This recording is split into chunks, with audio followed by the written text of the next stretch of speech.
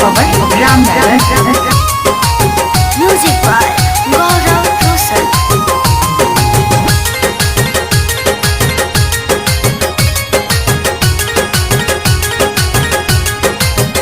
छोड़ के गईली ना हमारा विश्वास हो खता।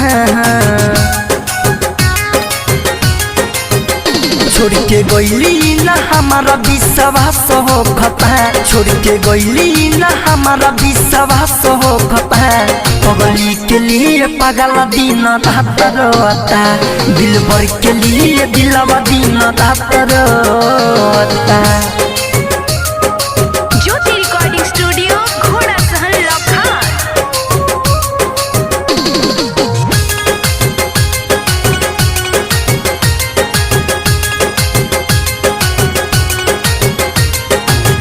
दावा के बदले में दे के दर दिया।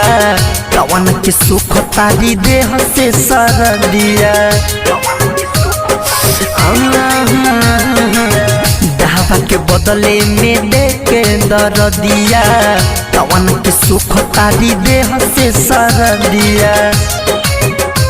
तो बहुत रोई अखिया करे जो होता है।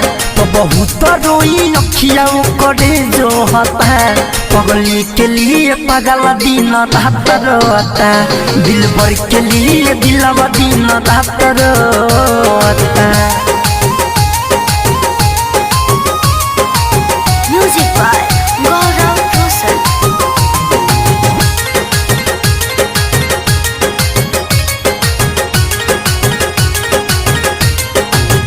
अंकित किला के साथ देली छोरी। राइटर मिथलेश से नाता लेली जोरी। रवि सुधीर के साथ देली छोरी। राइटर विजय से नाता लेली जोरी। आरु मन भी के मनमा काहे मोहता। शशिरु मन चंदन मनमा मोहता।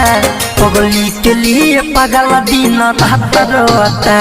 दिल भर के लिए दिलवा दिन रात रोता। Mix by DJ Pawan Ramnagar.